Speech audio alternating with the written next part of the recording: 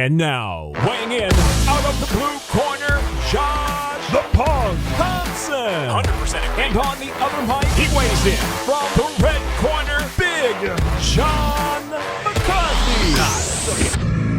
All right, here we go. Another edition of the Weighing In podcast, and we had no contest city going on in the UFC. I hate when fights end like that, but that's what we got with a big fight with Eric Anders.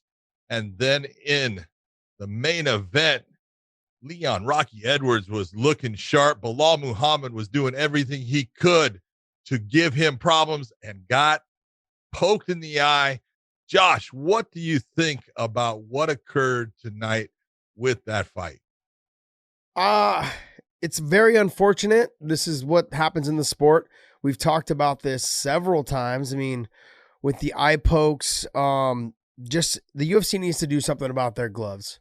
And I don't want to get in comparison of promotions, but when you curve the glove, certain promotions do that. Pride was one of them. Ryzen's one of them. I know Bellator is one of them. There's other, I can't recall what one uses, but they'd use a curved glove. They're less likely to have eye pokes. The situation happened. Yeah, you can still have them, but it's less likely. Yeah, it's less likely. It doesn't mean that they're not going to happen. We all know they can happen. Yeah. It just sucks. I feel really bad for Leon because he has waited a long time. He was looking phenomenal. Like I had originally said that the speed was definitely going to be a factor. I've had opportunities to train with Leon.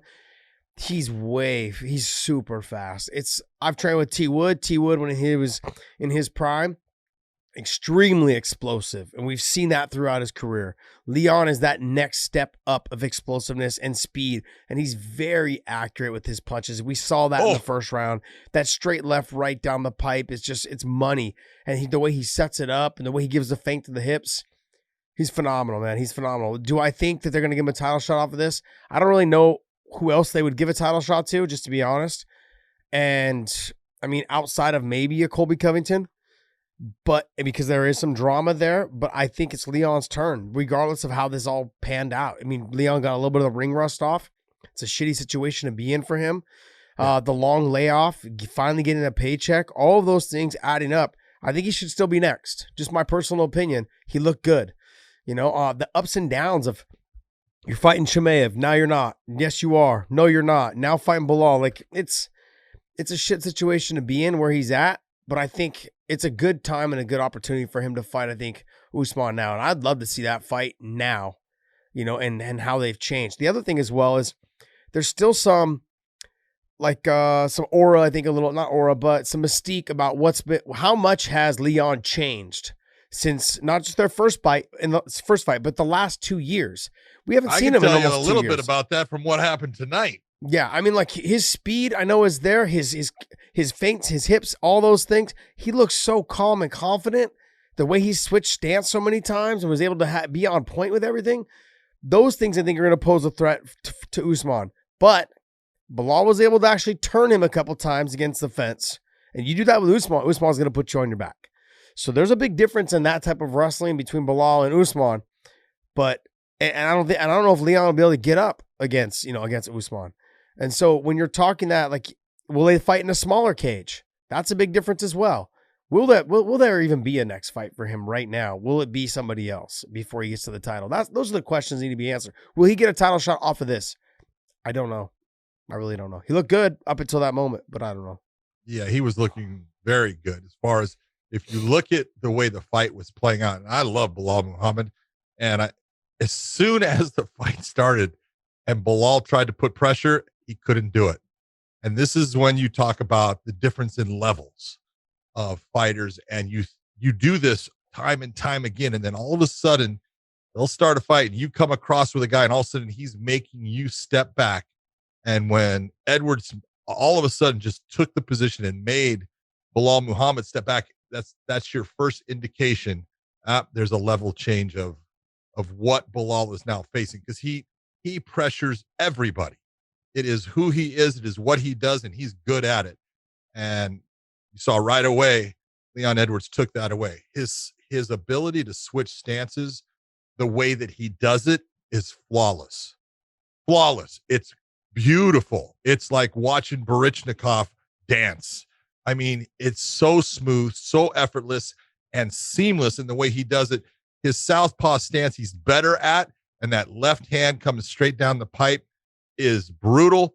But even when he's in the right-handed stance, his jab with his left hand is just very accurate. And everything he was doing, and the thing that I saw tonight that I loved out of him, dude, he put Belal against the fence at times. He came in, shot his combination, and came into a clinch and wanted to get in the clinch, and even went for the takedown a little bit. Belal did a good job of, like you said, turning him off, getting his back to the cage, but breaking away. I just thought that I'm seeing a guy that now is comfortable with the entire aspect of MMA comparative to trying to break it into two areas. He was always trying to keep it in the stand-up, and if it got to the ground, well, he was going to try. He has some jiu-jitsu, and he's good with his jiu-jitsu, but he wasn't that guy that was the guy that was going to take you down. His wrestling just wasn't quite there. It's gotten there. It looks a whole lot better because Belal Muhammad's a good wrestler. He's not under the same accolades, I guess, as you want to say, of Kamaru Usman and what he did while he was in college and things like that. But he's a good wrestler. And from what I saw, Leon Edwards was doing very well in the wrestling aspect. The speed was a big difference in it. And, although I thought Belal Muhammad was doing a lot of good things and was really working hard and trying to get his times in there, he got hurt with that high kick to the head. You could see his legs buckling. There were moments where he was in trouble in that first round, and he could have changed that.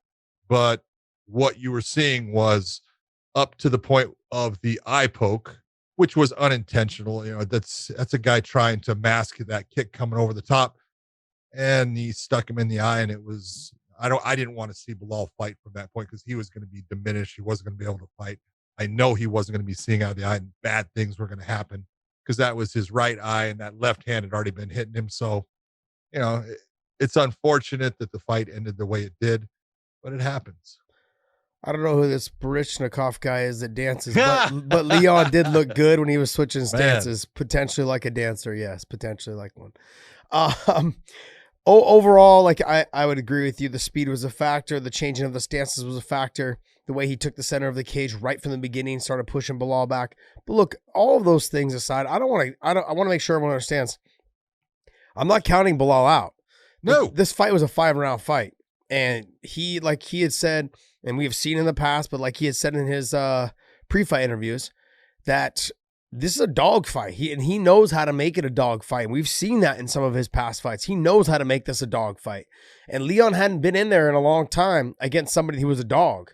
And so to have to fight someone like Belal in a long period of time in a 5-round fight, if it would have got to the 3rd, the 4th, and the 5th round, I think the fight would have been interesting to see how Leon, because not being in there for 2 years, how were you able to control your emotions, your all those things that come along with your fight?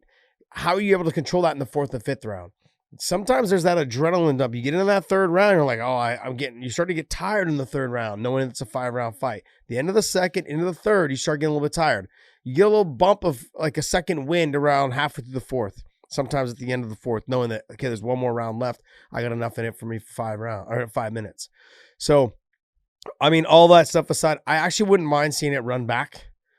If they wanted to do that again, giving Belal an opportunity, to do it again. Obviously, they were willing to do it for Chimaev, and Belal actually showed up to the fight and was actually doing well. It wasn't going his way up to that moment, but it was such a short period of time. And like I was saying, he's a dog. So I think in the 3rd and the 4th round, you could have seen something a lot different happening. So, but up until that moment, it was all Leon.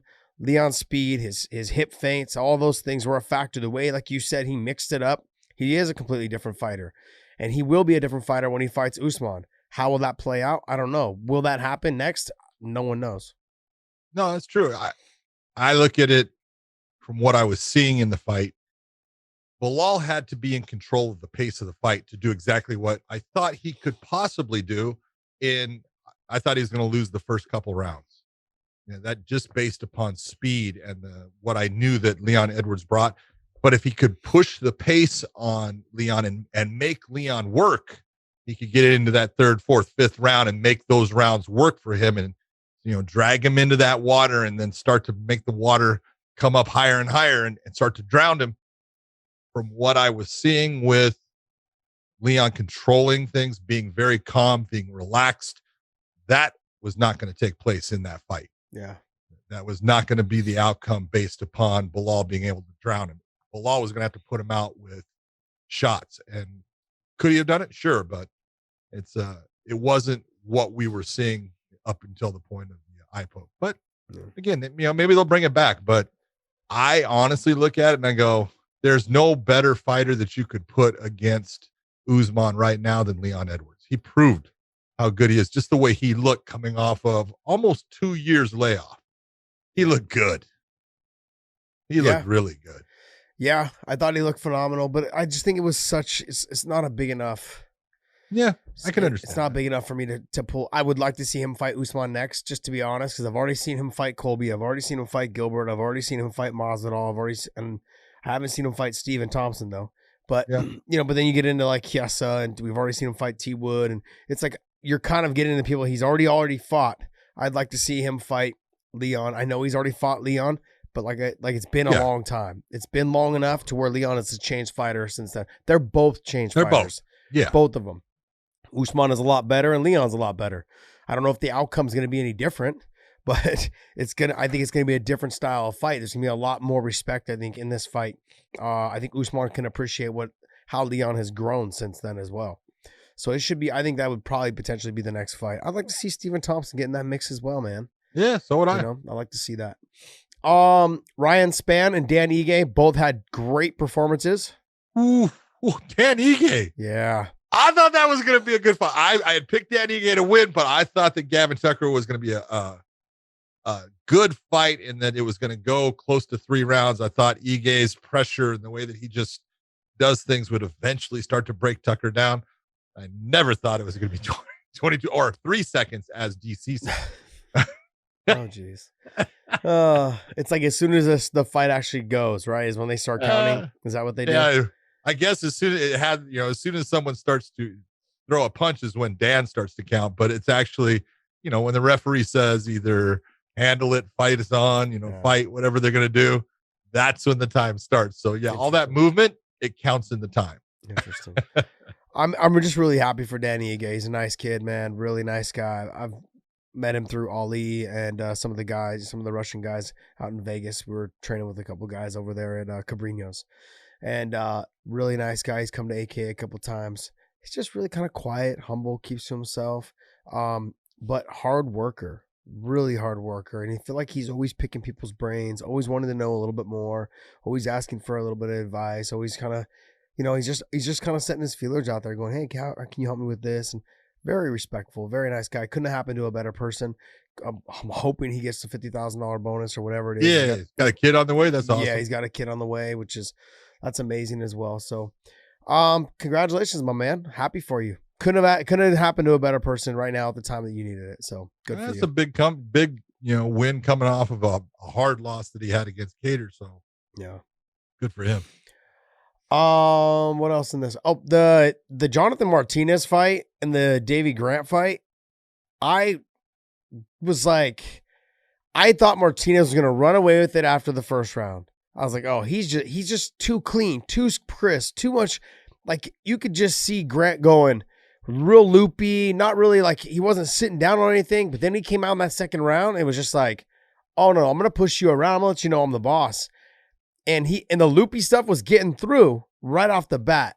And Martinez just had no answer. He was almost like he was just more concerned about covering the shots than he wasn't trying to counter off the covered shots. And then that was a quick turn on how the fight ended from there. But I was expecting Martinez to start to run away with the fight after going through the first round. He got, he was able to he dropped him, I think, at the end of the first. And then he was able to, the round, he was saved by the round. Then the second round came out, and I thought for sure that he was going to come out and just dictate the pace of the fight after that. Nothing. Nothing. Davy Grant's been around for a while. He used to be he was almost a pure grappler before. Now he doesn't even kind of go for, getting the fight to the ground. If it happens, it happens. But if it doesn't, he's not worried about it. And I love just his outlook on fighting. It's just like, I just like being here. I just want to fight. You know, there was a couple things happening tonight. There was some things that were said at times that I really enjoyed. You know, we'll talk about those in a little bit, but I thought I know Manel Cape has been training up near you and stuff, but that was a good fight. But he needs to figure out that output is key to what he's doing, because he thinks that he's throwing more than his opponent, but he's not. Yeah. You moved on to the Cape and Mathesis fight. I did. Okay. No worries. I want to make sure everyone was following along. So, yeah, I agree with you. I mean, he fell victim to it his first fight. He had a lot more output this time. I had him winning the fight. Did you not? Okay. Did you not? I actually had him winning the fight. Yeah, I had him winning the fight, but regardless, you can't leave it to the judges. It's close, yeah. And you can't leave it in that type of fight. It can go either way based upon what the judges are seeing. But if he was busier by putting more shots on his opponent, he's going to win the fight. But in the third round, I thought he let Nikhil come out and actually, land the better shots for a lot of it. And I'm like, what are you doing? Then I thought he came in and he took it back over, and that's why I gave him the round. But I can understand why a judge didn't, and that's what happened in it. So I thought that he won, but I think that he's just missing that boat in that, man, you don't leave anything. Yeah. If you are not exhausted at the end of that fight, you left things. Don't leave it, man. Yeah. Put it all out there. That's when you put it all out there and you lose, you gave it everything you had. If you don't put it all out there and you're feeling great at the end of the fight and you lose it in a close, decision like that, shame on you, man. You had more. You can give more. I know, you're trying to be, careful and not get hurt in the fight. Sometimes you got to open up, go after him. Combinations, throw more. If you threw more, you would have landed more. I think they would have given you the damn decision. Being hurt in a fight doesn't mean shit if you get cut. And you're sitting at home going, what am I going to do next? Yeah. Like, it doesn't matter. Like, if I get hurt, I can't fight again soon. Well, you're going to potential 2 losses in a row. You may get cut. I mean, you haven't done anything to make us feel like maybe we should try to keep you. I thought tonight's performance was at best mediocre. And I know you have a lot more potential than that. That's the biggest problem. There was so much hype around him, but that's all gone now. His first fight was almost like he was too happy to be there. Like, I'm in the UFC. Then you lost, and now that's gone. And then the hype is gone with you. And then now in this performance, and I'm not trying to get on him. I'm just simply saying, he has the ability. We know he has the ability. We know that what he can do. The speed was definitely a factor tonight. All he had to do was pull the trigger. His wrestling takedown defense was on point. I mean, there was even one time where see this? Did you see when he stuffed it and went? And I think Bisping was saying, if he gets this, he's going to lose. I'm like, what are you talking? There's a lot of time in the fight. You get up, but he stuffed it, and I'm like, beautiful job. Yeah. His wrestling defense has gotten way better. Yeah. And he was very aggressive off of his back as well. He just can't afford to stay down there too long with top level guys. Yeah. But overall, I thought he won the fight. I can see why he didn't. He landed the harder, cleaner shots, but the last minute and a half, 2 minutes of the third round. Yep. Depends on what the judges are looking for. Duration of just pot shots or 2 minutes of hard damage. So it really you can't leave it up to the judges though. In that type of situation, those circumstances. No, and in that one it's close, and I don't blame the judges going either way on it. It all depends on, and I know this sounds weird, but where you're sitting and the angles that you're getting. Sometimes you'll see a shot that the other guy doesn't. Based upon the angle of the fight, because you're not seeing all the angles, and you're not seeing it from the same level as the way the camera is that we get to see. You're looking up, you see actually less. It's a weird angle, and you don't get to see things as clearly as you do if you're looking down. Yeah, but let's just the number one thing is this: stop giving away the first round. That's the biggest thing. Go out there like how you did in the second round, and in the third round, put some pace on it. The thing is, you cannot have. We get on Benson Henderson about this all the time. He's a slow starter, but it's okay to be Benson Henderson when you're giving away, in a 5-round fight. All he ever did was 5-round fights for the longest time. So getting into a faster pace is what you got to do. in a 3-round fight, you need to make sure you don't lose that first round. You're fighting behind the whole time, or at least set a pace in that first round that makes them feel, the judges makes them feel like you're in this fight. So then you're not losing that round. It's a close decision, a close round to have to give either way. And he just didn't do anything in the first round that cost him. And then he lost. And then I had him winning the second. And then the third, I had him winning as well, but it just didn't come out his way. The Eric Anders, and do you want to talk about that now, or do you want to go back to that at the end? No, we can go to that now. It's fine. We can roll that into the Anthony Smith conversation as well. Okay. We'll save that one for the end, you guys. Right. Look, Angela Hill and Yoder. Angela Hill looked on point. She looked controlled. She looked good. She looked good. I mean, realistically, if you pull up the rankings, where do we see her at? Oh, she's in that position where she's fought everyone really. Mm-hmm. If you go and you look, all of those fights that she's had a ton of them, man. And it's really the question is, where do you put her? As far as I don't think she's going to rise that much off of this win. She's already had a win against Ashley. She looked really good in this fight. I know she wanted to fight Tisha, but where she's at number 12, it's like, I thought she beat Claudia Gadelha in that fight that she had with Claudia. And the Michelle Watterson fight was really close. So it'll be, what about a Mackenzie Dern? I know it's only one step up. She doesn't want to be on the ground with Mackenzie Dern. No one wants to be on the ground with Mackenzie Dern. But look, I'm telling you, man, Mackenzie is looking really good in her stand-up. It's getting way better. Jason Perillo has got her starting to look like she's got hands. And all it takes is Mackenzie to roll into one simple takedown, and Angela's not getting away from her on the ground. Yeah. So that's a dangerous. I'm going to just be honest. You look at everyone in that strawweight division, and right now, that's a dangerous place if you're going to fight someone like Mackenzie Dern. Yeah, I mean, you can see Mackenzie and Gadelha fight. That might be good. That'd be a good little scrap. Both really good on the ground. Mackenzie's obviously got the edge on the ground, but power-wise, I would give it to Gadelha on the feet. But then she also tires. I mean, it'd be a fun fight, Angela Hill. I mean, I can see them and Tisha Torres doing it again. Yeah, I mean, here's the thing with Tisha though. She's got Tisha Torres. You're going, why do I want that fight? Yeah, I've already beaten her once. She's at 12. I'm at what, 6 or 7? Yeah, I think she's at 7. So what good does it do her? Yeah. No, I know. They had a little banter. They had a little banter on Twitter for a little bit, like a couple weeks ago when no one would fight Angela Hill. If you're looking at the rankings here, I'd see Tisha Torres trying to fight Marina Rodriguez or somewhere in there, maybe a Carla Esparza in that fight there. Yeah. Somewhere in there, but who knows? But what's next for Angela Hill? I guess we will see.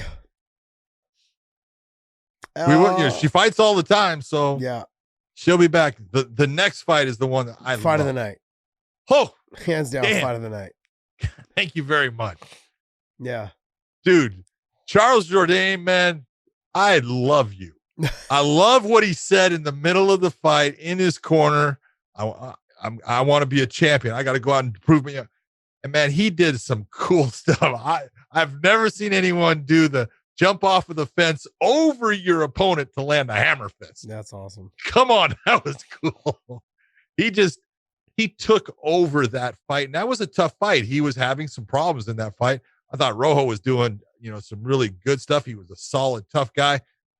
But when Jordain decided, man, I got to prove something here. I got to go out and be who I am. He just turned it on, man. It was like shifting gears into another level. And he just was awesome to watch. Yeah, Jordain needs to call Cape and talk to him about, hey, this is what you got to do when you feel like the fight is away from you. And you feel like it basically he did what every fighter wishes they could do. Every baseball player say we're down in the bottom of the ninth. I'm stepping up to the plate, 2 outs, 3 strikes, all that bullshit. That's exactly what he did. I'm knocking it out of the park. That's exactly what he did. Every kid dreams of that moment, and he just had it. Absolutely amazing job. Once he really was like in the Cape situation where all he had to do was pull the trigger. The more he pulled the trigger, the more Rojo, or however you say his name, was out of position. Like he just couldn't handle that much pressure, those type of combinations. When he was getting off first, Jordain had a hard time. The leg kicks were obviously playing a factor. You saw him limping a little bit towards the second round. The second round, he started limping, having a hard time with his legs. Which only made it more impressive. Yes. Because his legs that one leg got eaten up. Yeah, he had to switch to southpaw. I know. So when he switched to southpaw, he had actually a lot more success. But in doing that, that's why it's very important for fighters that feel like this to learn how to fight from both sides, or at least have a set of combinations from your weak side. You know, like whatever it is, like you need to have a couple sets combinations that you have from that side in case, now with the new calf case coming on, in case that situation arises, that you need to go out there and throw and fight from that position. So you don't fold under pressure and think like, oh no, it's over, I'm done. You've got to learn to make adjustments during the fight, and practicing that in the gym is definitely going to be a factor. And he did exactly what he needed to do. He turned to southpaw, had a lot more success, landed some beautiful shots, was able to get to the top position, nasty ground and pound. He reminded me a lot of a little bit of like how Fedor used to do it, but then also some of the Shogun. Shogun used to do the same thing. Shogun used to do a lot of the stand up over the top and wait. Yep. And just look and control one arm at times and just move the person's body where he was going to be throwing the punch and pull and boom and just power. It was beautiful. I loved what he did. Well, he looked fantastic, especially in that third round. What fighters need to remember, especially young fighters, you guys, think about this, is go back and watch his ground and pound at the end. A lot of his heavy, hard, clean shots were set up with the body shot first. He went left hand to the body, right hand over the top. And that was perfect, because what happens when you punch to the body, it brings their elbows in and they do like a sit-up crunch position, which brings their head closer to you to hit. And that's what he did every single time. It was very nice, very clean. He punched to the body, then came over the top with the other hand and actually brought the opponent closer to them. So he made clean, hard shots. They're actually sitting up into your shot and your punch. I thought it was very nice. I mean, he had some nasty ground and pound. At the beginning of that third round, Rojo didn't have a mark on him. At the end of that fight, both his eyes were swollen. He was marked up everywhere. That's how much a fight can change in 4 minutes. 4 minutes and 30 seconds. It was impressive. And then he ripped him to the body, and that's what eventually ended the fight. He hit him to the body first, then hit him with a shot that sat him to his butt. Nice job, man. I overall, that fight was like, man, I was waiting for this fight to live up to it. That third round stole the show. Stole the whole fight card. It was fantastic, because I thought the fight before it, Nasrat, Haqparast, I think he's a dynamite fighter, but I knew Rafa Garcia, and I knew going in, I was like, I'll tell you what, I don't know if Haqparast understands how good Rafa is. Rafa's good. Now, I knew he was coming in last minute, so it was a matter of, how good a shape was he in, and it was the fact, in my opinion, the fact that Haqparast was able to be in outstanding condition, prepared for the fight, and was able to push things. He pushed Rafa to the point where Rafa was exhausted, still fighting well, but he was tired in that fight, and it took away his snap. It took away his effectiveness, because he's good. This is a guy that, man, he has finished most of his fights, and a lot of them by submission. He's normally able to take guys down. And I thought, well, if he can get Haqparast to the ground, he's got a shot, because on the ground he's really good, but his stand-up is good. He is a legitimate mixed martial artist who's good everywhere. But Haqparast, man, he's sharp. His stand-up, his elbows inside, he loves to throw that chopping upward or downward stroke elbow right to the middle of your forehead. He's effective with it. He just brings things in certain directions and certain angles that he's effective with his striking, and he's consistent, man. He does not stop. He is always looking for that opportunity to be offensive, and that makes him dangerous. Yeah, with Haqparast, what people have to understand when they're watching him, it's exhausting to fight at a long range the way he does. He likes to throw those long jabs, the long straight punches, the long little bit loopy punches. He likes to mix it up, but he fights long. And then he gets in there and gets dirty, like you said, with the elbows. But he generally fights long and lands the big, heavy shots from that out wide, out distance. And when he does that, it's exhausting going in the second and third round. He looked fresh in that third round. He looked like he didn't even freaking fight. And so and again, fighting a guy that I know is good. Yeah. And that was the thing that kind of threw me off. I was expecting, because Garcia kept putting the pace and was taking the shots and delivering some shots in that first round. And I saw Haqparast like move away and circle and stick and move. I was like, he's going to get tired having to fight at this pace and trying to fight long and doing it backwards. That's even more exhausting because you can feel the pressure from a fighter. That's why fighters, they put pressure to try to make their opponent more tired. And it never got to him. Even stuff in the takedowns, he looked clean and fresh. Every takedown he stopped. I started to look at him and I think of like body styles. He has a Cain Velasquez body, like his chest cavity is like kind of rounded. And I'm thinking to myself, this guy's got amazing cardio, big lungs, man. Amazing cardio. Insane. I thought overall what he did was very impressive. And what Garcia did was also very impressive. Yeah, I was duly impressed with the fact that he took the fight on short notice, fought someone who is on the rise, and there was a lot of hype around him. I thought he had a very good first round. I mean, I don't know if it was enough to win the round, but it was a good first round. Second round, you could tell he started to fatigue, was getting hit with more shots, and then Haqparast ran away with it coming into the third. But overall, it was a very good fight. Just Garcia, I think, with a little bit more time, is going to be nasty and dangerous. I hope they do sign him to a longer-term deal. I mean, he was fun to watch. They will. He was fun to watch. He gave a good fight against a very good fighter. Yeah. You can't say anything bad about him. No. The kid's good, and he's young, and he's only going to get better. Yeah. That's the kind you want to hold on to. Good stuff.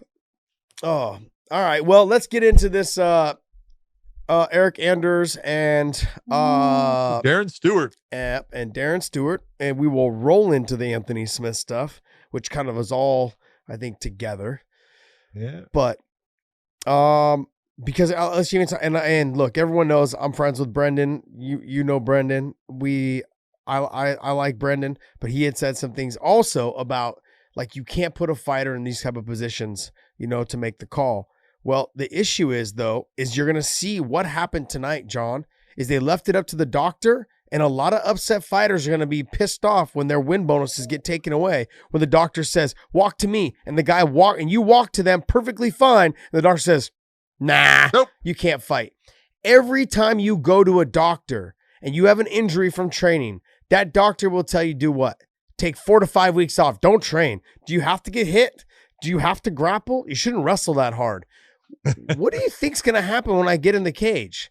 Like, I just, people were complaining about what happened with Aljamain Sterling. Now they're trying to make adjustments. Look, this is what happens in the sport. It's very unfortunate, but it can happen. It very rarely happens. Let's not go around changing all the damn rules and leave it up to the damn doctor who's going to fuck people's pay up. That's the biggest problem you're going to have. What's it called? Stewart walked directly to the doctor. And the doctor's like, looked at Herb and looked at him and goes, nah, can't fight. I'm sorry, but there goes my win money, or there goes my chance at having win money. I know the fight wasn't going his way, but he did. It was early. It was early, but not towards the end. Not there. Yeah, but I mean, at that point, there's no chance of it ever going your way after the doctor says no. And so when we're talking about, you shouldn't leave it up to the doctors to make these decisions, or you shouldn't leave it up to the fighters to make the decision. Someone else has to make that call. Why? Why would I want somebody else to make the call about my life and my decisions on what I want to do? No way, man. I'm not. That's like you guys say all the time. Don't leave it up to the judges. Now you're gonna leave it up to the doctors? Get the fuck. No way. Come on, leave it to the doctor, Josh. Get out of here with that bullshit. There's no way. I'm not leaving it up to the fucking ref. I'm not leaving it up to the judges. I'm not leaving it up to the damn doctor for sure. He's the last guy on the fucking list I'm leaving it up to. There is no way. And that's what happened tonight, and that's what you get. If you guys want to see more of that, then keep whining and bitching and moaning about what happened last week. No way. Absolutely not. We all said Aljamain Sterling, he made a business decision. It was left up to him. He made the right decision. Okay? Because I don't think he was getting another title shot off of that. You guys can say whatever you want. He made the right decision in terms of he was already compromised because he took the knee. Okay. He also knew that he wasn't going to get a rematch. and now he's going to get paid a lot more for the next rematch or for the rematch. Business decision. Doesn't matter how you feel about it. I thought he acted. Does he deserve an Oscar? No, it was really bad acting, by the way. It was so obvious. But I don't give a shit about that because he's going to fight again and make more money. That's why you don't leave it up to the damn doctor. The doctor, no way, man. No way. Tonight, that was bullshit. The fighter could have fought, and the fighter proved he could have fought by walking to him. Boxers get dropped all the time. They get up 8 counts, and they walk to the ref. The ref says, go right ahead. You just left it up to a doctor. And the doctor said no. If you're gonna, he's the last guy on the list, is what I'm trying to say. No way. He's the last guy you want making the decision because he's always going to go to the side of safety and go, no. Because anytime he allows someone to go back in, whose butt is on the line now? The doctor's. His butt's on the line because if he makes the bad decision, now there's ramifications that come with it. This is the whole part, and I love Anthony Smith, but him saying, referees need to take more responsibility. Bullshit. Referees take a ton of responsibility.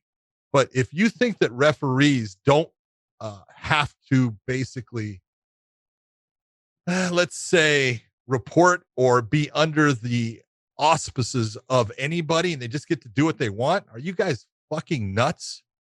Everything you do is looked at. It's taken apart. And it's, well, could you have done it different?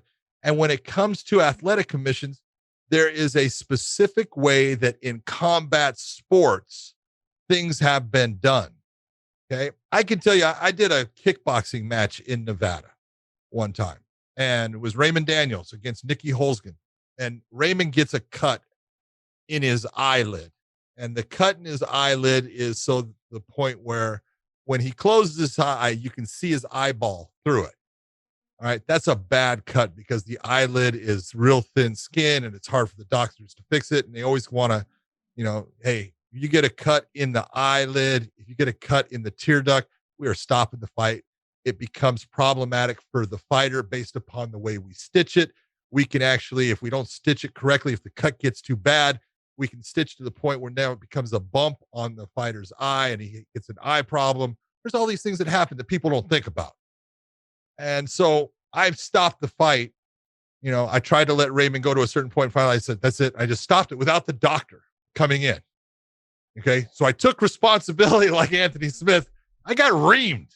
Okay. Hey, at least bring the doctor in, let him look at it. I said, Doc, what were you going to say? That fight's over. So he looks at me and goes, oh, the fight was definitely over. It doesn't matter. We have a certain standard and we go with this system. And we want you to bring the doctor in so the doctor can look. Okay. And so there are these systems put in place. And when you're sitting there saying that, the referee in Aljamain Sterling's place or even in tonight with Darren Stewart, the referee should just look at him and go, oh, no, fight's over. And we're going to go to either the cards. I'm going to go to a DQ or I'm going to go to a no contest. No. Sorry, that is not what the athletic commissions, that's not what the promoters, and that's not what most fighters want to have happen because they're not going to be happy with the results most of the time. You got to look and say, are you putting pressure on Aljamain Sterling to make a decision? Can you continue? Yeah, you are. But it's his choice. And it's not the fact that, if you give him that choice and he says, no, I can't. Now he's a coward. No, you can't look at it that way. It's a matter of, if I don't give him the choice, now I just took away his ability to stay in the fight when he wants to. It's not reasonable. You have to make sure that you are being as fair as you can be to the fighters. Now, the one difference you're going to see is, look at what happened with Aljamain Sterling against Peter Yan, and look at what happened with Eric Anders and Darren Stewart tonight. And just like I had said before, I would not have DQ'd Peter Yan. What you saw tonight was exactly what I'm talking about. Now, that was different in the fact that this one was in the first round. It wasn't in the fourth round of a championship fight. That's why I said I would have gone to the scorecards, because that way we would have had an actual decision based upon the length of time that the fight went. And in this one tonight, Herb couldn't do that, going the fact that it was 4 minutes and 37 seconds of only the first round. The only thing he can do is say that I'm going to DQ Eric Anders and Darren Stewart gets the win, or he can make it a no contest. So then did the ref with Aljo, did he make a mistake by saying it was intentional? No, he didn't. Well, all right. He was well within his right to make the call that he made. The one mistake that I will tell you that he made, this is because he hasn't been in these positions before. It's different, Josh. All these people out there think they know shit. They don't know dick. All right. The pressure that is on a fighter when he enters a championship fight for the first time is different than any fucking fight he's ever had before. Is that true or not true? Yeah, I think it's the same for fighters. Every time you're a main event, no, right? No, that's what I'm saying. Yeah. I'm saying for a fighter, is there more pressure? Yes. Oh, absolutely. Well, guess what? There's more pressure for the fucking referee too. And to sit there and think that, oh, it's just easy. Yeah, it's easy to sit in your fucking lounger and say, I could be good at that. It ain't what you think. And I tell guys all the time, hey, man, just allow things to organically happen as far as your career as an official. Don't try to put yourself in positions where you're getting somewhere before you're ready. Be careful what you wish for, because when you wish for these things and you push to make them happen and they happen, they normally don't end up finishing off the way you want. Yeah. And in these situations, when you are in that championship fight for the first time and these things happen, when you're talking to a referee and you're saying it was intentional, I'm going to DQ him if you can't move on, you don't do that. All right. That's basics. No one knows what the hell I'm going to do until I finally do it. And there's reasons behind that. The more it's like having a test. The more information you get, are you going to be better off in making a decision, or are you going to be worse off? You're going to be better off. Information, knowledge is key. Well, I'm going to get all of that information I can get, or all the knowledge I need on the situation I have and where I can go. And then I'll make the best decision for the fighters, for the promotion, for the fans, and especially for the sport of MMA. Yeah. Very well put, John. That was very well put. I mean, it really just comes down to, like, tonight, from what I saw, just given the fact that what happened last week, is that you don't want to leave it up to the ref. You don't want to leave it up to the doctors. And so when you said Aljamain Sterling has to make a decision, and it's best for the fighter to make the decision because it's his career. Yeah. And that, ladies and gentlemen, that's what we call adulting. Okay. In pressure situations, you have to make decisions that have to do with your life. I'm sorry, but this is that situation. This is not where you can call your mom and ask her, what should I do here? You need to really make a decision as an adult. Can I go on or can I not? Only Aljo would know. Only Darren Stewart would know. Can I keep fighting? That's the question. Just think about this, Josh. Think about if you're Aljamain Sterling or Darren Stewart in this situation. If you're Aljamain Sterling and they don't ask you and you say, I can go on, and the ref goes, no, I'm not going to let you. And we're done. Yeah. It's not a good position to be in. Now, it's nice if, I guess, you get the win because the referee gives you a disqualification. But if he doesn't, and you knew that, yeah, I think that the fight's close, or I think I was even losing the fight, and then you don't get that fight, he goes to the scorecards and you end up losing the fight, you're going to be pissed because you say, I was fine, I could have fought on. And which one is better for the fighter? Yeah. Easy. Give the fighter the choice. Yeah, it really comes down to, I think every fighter needs to have control of their own career. And that puts all the decisions directly in their hands for them. The more that you're in control of making choices about your destiny, the better off you are. Very true. Very true. It's just sad that just within 2 weeks, we've had all of this happen, but it's bringing a lot of light onto the fact that fighters, commentators, oh my God, have no idea what the rules are. None. You were texting me. You're like, what the hell are these two talking about? Like, it's unbelievable. It's like, unbelievable that and it's okay to say, I don't know. Yeah. But to start putting out stuff that you go, that's wrong. Well, no, here's the thing though, John. last week we did our show and everyone criticized Peter Yan. At the person at his level, the highest level, he should know the rules. And then tonight you have two former champions. Yeah. Hold on. That was what the whole thing was. You know, doesn't a champion know the rules? Yes. Obviously not. Two champions. And one of them is a champ. Yeah, No idea what the rules man. are. No I love idea both what guys. the rules are. And we love both of them, obviously, but it's like, it was just funny because last week everyone's like, you're the champ. You should know the rules. And then tonight you had two former champions, one of them being a champ. No idea what the rules were. What's the difference between what Aljo did, what Peter Yan did to Aljo last week? How come they didn't go to the cards? Or, I mean, they don't do that. They do that in boxing only. Yeah, exactly. It's like, what? Oh, but it was that just goes to show. You guys are listening. Like, if you guys go back, fighters do not know the rules. I said that last week because, as I have said from experience, after it's the picking John's brain for fights at our events, it's been like, okay, why did you do that? Oh, wait, we have replay. There's all these scenarios now that I just was oblivious to because I didn't care. Just, okay, you kick me in the nuts, I get a little bit of time. Okay, you eye poke me, I get a little bit of time. Okay, and I just don't say I can't see. Those are all little things. Fighters only care about the most basic thing. You poke me in the eye, don't say I can't see. Just say, give me a second. Okay, I'm just trying to focus right now. Give me little things like that. You don't say I can't see. You get hit in the cup. Okay, take your 5 minutes. You're allotted 5 minutes. Take it if you need it. If you're tired, take it if you need it. If you're ready to go and you feel like you're winning the fight, I'm ready to go right away. Like you have go-tos for certain things. You know, it just, these situations though, where fighters get dropped or they get illegally kneed, they're probably not functioning as well from some of it, but they also don't make the most. We're not used to dealing with those type of things in the gym. You get rocked. You don't have to make a decision. Do you want to keep fighting? Well, you're in the gym. I don't have to make the decision, you know? And in a fight, it very rarely does happen. When you think about all the fights, right? Thousands and thousands of fights between the LFA and Bellator and one championships and the UFC, thousands of fights.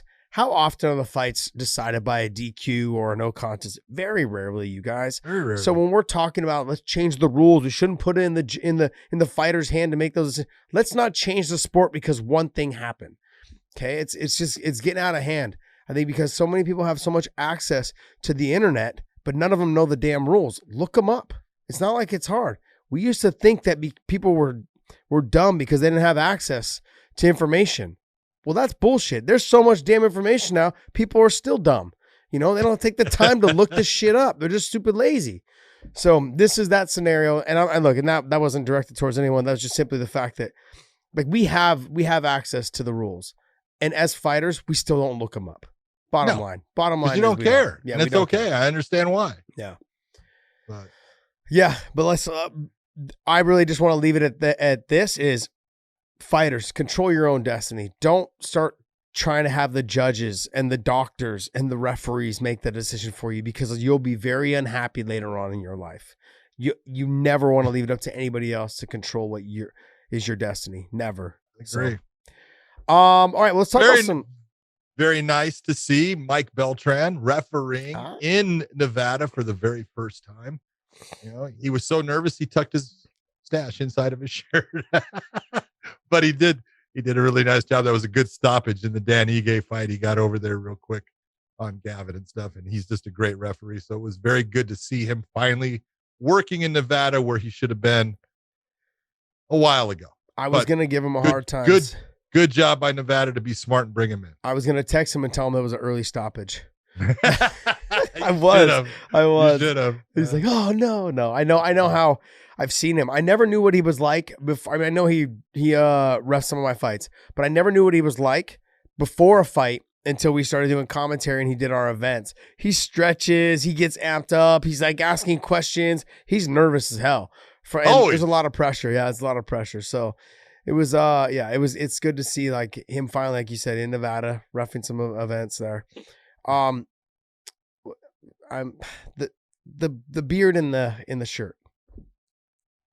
Yeah, that's is that just out of respect, kind of that's kind of the wishes? That's out of respect to certain people in the UFC that don't like it. So he says, well, I can do this, and that's to make them happy.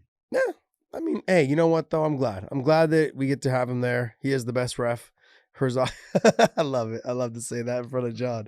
No, I mean, I'm not refereeing. I haven't refereed in 3 years, dude. But I like him. I like him and Herzog both. I like both of them. Yeah, they're outstanding. You know, they're both great referees. A lot of people like to get. I do mention. I have a dislike for Herb. I don't have a dislike for Herb. Herb and I have had some issues before in the past in terms of some fights where he's missed a lot of calls or he's given the person I'm fighting like 7 or 8 warnings for, you know, grabbing the fence or poking me in the eye. And it's been like, okay, how many times are you going to let him keep doing this? And he's continuously and without taking any points.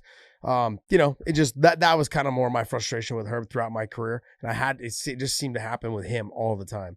So it's unfortunate, but I don't have any hard feelings toward him. It's like I said, at the end of your career, when you're done fighting, you look back and I'm like, I do like him. I like him as a person. He's a nice guy. Every time I talk to him, he's a nice guy. So I love the guy. Let's go. Oh, one thing we got to bring up, man. The passing of Marvin Hagler. Marvin Hagler, who was one of my favorite boxers of all time, died tonight at the age of 66. And he died. They haven't said really what it's from. He had a hard time breathing, had some pains in his chest, went to the hospital, and about 4 hours later, he was pronounced dead. And here's a guy that was, you talk about incredible fighter. Marvin Hagler was incredible. And I just want to bring up a couple of things that this guy did because, you know, coming out of Brockton, Massachusetts, and with the Petronelli brothers and the people that he worked out with, and, you know, he was held out of world title fights for a long time. He had 2 losses in his career. He had a draw to Sugar Ray Seals, and he had 2 losses semi-early. He probably had about 20 wins at the time. He lost to, I think, Bobby Watts, and then he lost to Willie Monroe. And all of those fights, Sugar Ray Seals, he came back and he beat. So that draw, came back and he won that. Bobby Watts, he came back and he knocked out Bobby Watts in 2 rounds. I think it was 2 or 3 rounds. And then he came back and he beat Willie Monroe by a TKO. So he also fought Vito Antuofermo. If you watch that fight, the very first time they fought, it was a draw. Vito Antuofermo was the middleweight world champion at the time, and marvelous Marvin Hagler got ripped off. He won that fight. I can remember watching that fight when I was younger. I was probably 18 at the time or so it was like in 1979, so I wasn't quite 18. But I remember sitting there watching that fight, and it was clear that he won the fight. And it was done in Italy, where Vito was from. He got a draw, and he came back. Vito loses the title to a guy named Alan Minter, and that's when marvelous Marvin Hagler became the champion. He wins in 1980. He wins the middleweight title. He held on to that thing for 7 straight years, defending it against guys like the fight that everyone remembers, Thomas Hearns, in that magical 3-round fight. Jeez. You know, Thomas Hearns was had a record of 40-1 at the time of that fight. You know, Hagler was just remarkable. And if you look at his career, 52 knockouts, he was 62-3-2. And his last loss is the only loss. And that was against Sugar Ray Leonard, where if you go back and watch it, you know, a lot of people say Sugar Ray did not win that fight, but it's the only one that he wasn't able to avenge, or he didn't get a win against. That's the only guy that has an unavenged loss with Marvin Hagler. So he was special. He was outstanding, man. Yeah, obviously he was a little bit before my time. Yeah. But okay. But I did watch the Hearns fight probably 20 times. Yeah. You know, and it actually comes up on my memories now all the time for Facebook and, you know, other social media stuff. And just like I see it all around all the time. And I'm sure I'm going to see it a lot lately coming up. Sad. It's always sad to see someone die at a young age, you know, who was just phenomenal and just a specimen too. Physically just like just ripped, like a rock, like a Greek god. Yeah. What was the drama after he fought Sugar Ray Leonard? Wasn't they supposed to do a rematch? And Sugar Ray, like, they pushed it off, and they never actually took the fight. Yeah, yeah. There was there was, you know, Marvin didn't duck anyone, because if you go and you look, you know, you got to figure as people were coming up. You know, Roberto Duran was one of my favorites also. And he came up from the lightweights and then came into welterweights, and he beat Sugar Ray Leonard, and then he had the famous no Moss. And then he went higher, and he got knocked out bad by Thomas Hearns, but he fought Marvin Hagler. And Marvin Hagler had a fight there was a guy named Jon the Beast Mugabe. And Jon the Beast Mugabe at the time was 25-0 as far as his record, with 25 knockouts. That's awesome, dude. Come on. He had 25 wins. Not one went to a decision. Everyone a knockout. He knocked everybody out. And Marvin Hagler knocked him out in the 11th round. And Jon the Beast Mugabe said, he goes, that guy's got a chin like nobody I've ever. Because I hit him with an uppercut.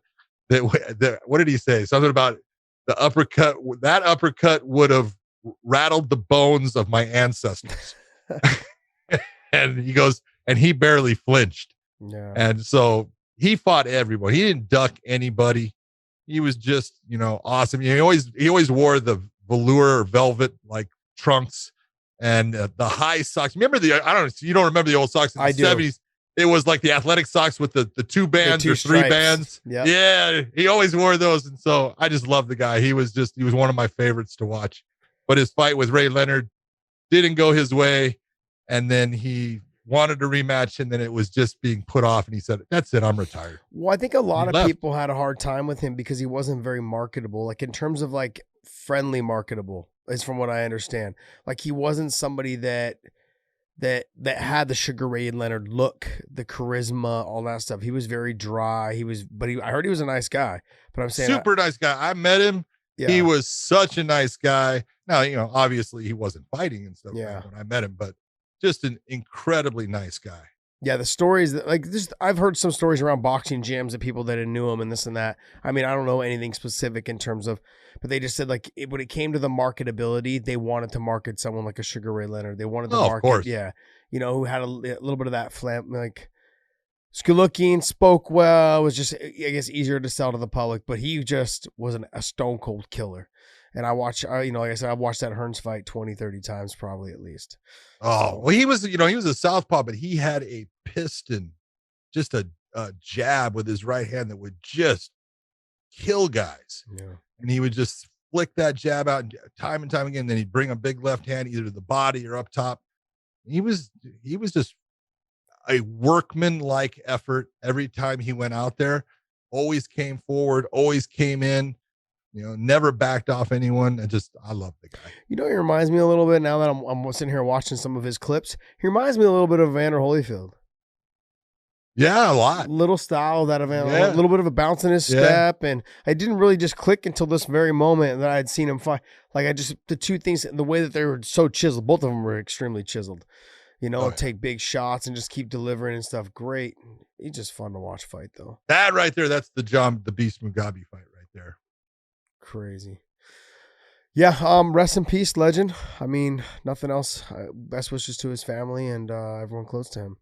Yeah. But a sad day for the sport of boxing, sad day for the combat sport in general. Combat sports world lost a good one. All right, let's go to mybookie.ag, mybookie.com. Use the promo code weighing in, and they'll give you some extra cash, guys. You can't beat that. And so we got some fights coming up this week as well. But before we get into this fight card coming up, we'll talk just the main event like we normally do for this tonight. But let's talk about this fight because you and I were talking about who Tony Ferguson was going to potentially fight next. We said maybe Islam Makhachev, somebody else maybe in there. But guess what? We brought up real quick. We kind of just combed over it. Was Beneil Dariush. We said this. We talked about Beneil getting that fight. And I figured possibly it would happen because guess what? Ali has a hard-on for Tony Ferguson, who is the manager of Beneil, the manager of Khabib, the manager of Islam. He's got this thing where he sees right now that Tony is willing to go ahead and continue fighting all of his guys, and Ali is going to try to make it a stepping stone. He's going to try to build off of Tony's career, all of his guys. And he has Beneil right now in that position to do that. Well, right now, if you're looking at Beneil and what he's been able to do lately, his stand-up has gotten so much better. I'm telling you, Beneil used to come to grappling tournaments at my gym and compete. And his grappling is so good now. And just take a look at the last, complement of 5 fights that he's had. Well, I think he's on a 6-fight win streak, His last loss was to Alexander Hernandez, but he's on a roll. He looked unbelievably good against Scott Holtzman. I thought that his fight with Diego was a good fight. It was a tight fight. It was close. It was split decision victory, but I thought he did win it. But he also had that war with Drakkar Klose where, they were just going crazy, and then he knocked Klose out. He's just looked good. And right now, I never think that Beneil's that fast of a fighter, but I think he's faster than Tony. And Tony's going to have to really be able to put pressure on him. It's not that Tony can't win that fight. He can, but he's not a favorite in it. I don't think he's a sizable favorite. He may end up being a small favorite, but it's not going to be big. It's if you're Ali and you're looking at trying to push your guy over the top by using someone else's name, he got a great matchup for Beneil. Yeah. Look, you guys come to our podcast for this type of information. The bottom line is Tony Ferguson with 2 losses is not the same Tony Ferguson that beat my ass. No. He's not mentally the same person. So to sit here and say that he is and that Tony, no, it's not. The thing is, you have to understand, after 2 losses, you start questioning everything that you're doing. You see Tony now at Wildcard working with Freddie Roach. Yeah. You see Tony at his gym now posting videos of him grappling and training with like top-level jiu-jitsu guys. You see him changing everything that he's doing because he has doubts. Which is all good. It is all good, but is it though, John? It is good, but here's the thing. You cannot change who you are in one fight camp. You can't, just because you're bringing in more people or just because you're working new things, it's not going to all happen in one fight camp. And this is the problem what fighters do as they get older in their career. They start trying to make changes thinking that it's going to be better. It's not. It's not that the changes need to be made. It's that you're older. And you can't change that. The speed is not the same. The ability to take damage is not the same. All those things are not the same. And it happens to everyone. And look, I'm not saying Father Time's a motherfucker. And I'm not saying he can't beat Dariush. I'm not saying that at all. No, he can. What I'm saying is that 2 losses in a row against very, very tough guys. There's no doubt. These guys are 2 of the best in the world. Yeah, but let's be honest. That's 8 rounds that he fought. He didn't win 1. Yeah. And it was bad. It was bad. Yeah, it didn't look good. It just, that amount of damage, and now you're fighting somebody who's just on a roll. His confidence is here. Your confidence is not there. We talk about this sport is always about what? Confidence, John. Confidence we know is key, baby. It's Confidence key in is this. key. It's key in any sport, but it's most important in this sport. That's the most important thing I feel like in this sport is confidence. If your confidence is not at the highest, you will never get to the top level. Tony never lacks confidence, I don't think. Okay? That's not his problem. But the thing is, you start thinking and doubting a little bit, with 2 losses of people that you think you could have beat or you should have beat. You have the potential to beat because you were on a 13 or 14 fight win streak. That's gone now. You start doubting everything. And the reason why when you start doubting, you start changing what you're doing. And then that affects how you actually fight. I don't care who you are. I don't care what you have done, what you've accomplished. Every human being has doubts. Yeah. But the more that you go through what you do and you are successful, the easier it is for you to go and do it the next time based upon that success. And when that success has stopped and now you've had failure, which every human being is going to have failure, but you have failure, you've got to be able to look and take that failure and say, okay, what occurred? How do I make sure that doesn't happen again? What do I need to do to change to make myself the person that can deal with what just happened? That's the real question. That's why I do like what I'm seeing out of Tony he's starting to train. He was training a lot on his own. He was bringing in just a couple of guys, doing his own little thing. And anytime that you're training yourself, not a good situation. Yeah. You're not seeing things the same as the coach is going to see. You're not seeing little things that you're starting to get lax in, little flaws in your technique, in your style. So I love the fact that he is at least working out at Wildcard and getting some, advice on his stand-up, on his hands, a little bit different. He's great with coming in with his elbows. I'm not saying that, please do not become a boxer. No. Because that is definitely not going to work for you.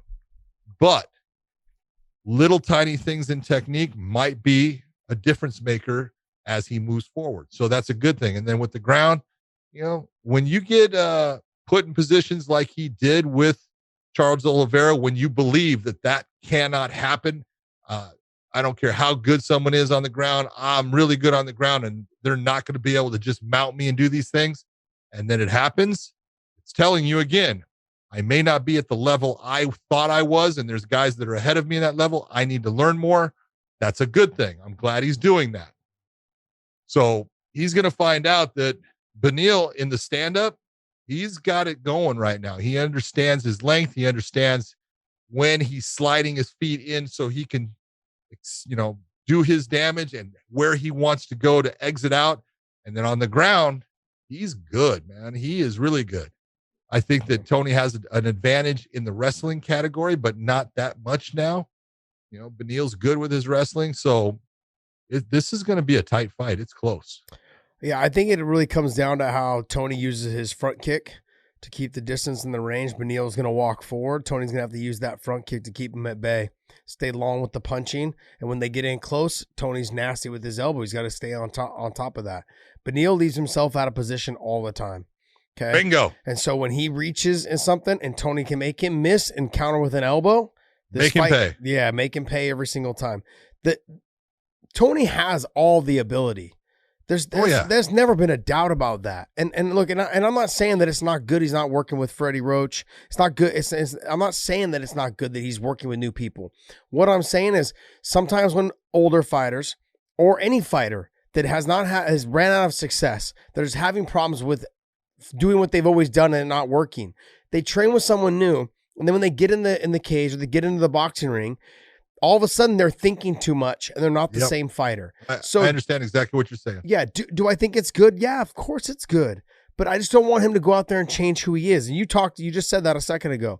You can't change who Tony Ferguson is. He's got to still stay on top of what he's doing. But that's the great thing about dealing with guys like Tony and any guy who's been in the sport for this long. A coach like Freddie Roach, all he's got to do is tell him one or two little things, and that'll make a huge difference. Yeah. As long as Tony can implement it, which most guys at his level can. All you have to do is say tweak here, tweak there, and it makes a big difference. But what happens with some coaches, right? You get a star kind of MMA guy or star boxer, and they start trying to change all this shit. No. Now that fighter needs to go out there and think. No, for 20 years or for 15 years, Tony hasn't really been thinking because it came natural to him. Now you're going to go out there and change it and make him think. That's not how Tony fights. Tony fights off of instinct. He doesn't go out there and think about it. He just does it. And it goes, if you guys don't think that, you guys are foolish. Think about the things you guys watch him do. He doesn't I took him down. He rolled right into a full roll, came back out onto his feet. I'm like, all right, well, I'm not taking you any down anymore. Like, that's just instinct to him. He drilled it. He did it a couple times. He just lets the fight happen, and you can't change that. You can't change that type of fighter. And so I just don't want him to overthink it. I think he's got all the abilities to go ahead and beat Dariush. It's going to be a good fight, but we had talked about this fight potentially happening and how good of a fight it would be because they both are a little bit taller, a little bit longer, 5'10", 6 foot, 155, they're 31, 37 years old. The reach is, I don't see it in there. But anyways, yeah, but regardless, they look like they have about the same body frames. I give Dariush a little bit thickerness and Tony probably a little bit longer and lankier. Close. Yeah. I know Dariush has more gray hair and more hair. Even though he's 31. Dariush reminds me of that guy. There was a guy on American Idol with like gray hair. He was like in his 20s and he won the thing. I can't remember the guy's name. I remember that. Yeah, he was like in his 20s or something like that. Yeah, he had full head of gray hair. Full head of gray hair. He was in his 20s and he won the thing. I'm like, God, how are you going to market this guy? I'm going to be 5 more years after working with you. Oh, yeah. Or to get more grace since I've been working. Bro, you don't even have hair.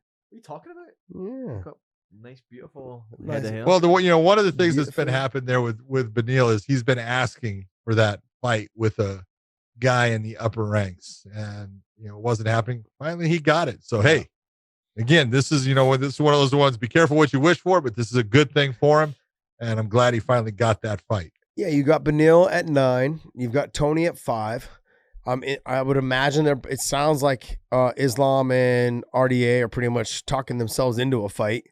So that pretty much potentially can happen. I'm understanding that may even happen before July, before Ramadan. So June or July, whenever Ramadan starts. So that fight may potentially happen before then. So if that happens, then that's great. You have Paul Felder somewhere in that mix as well.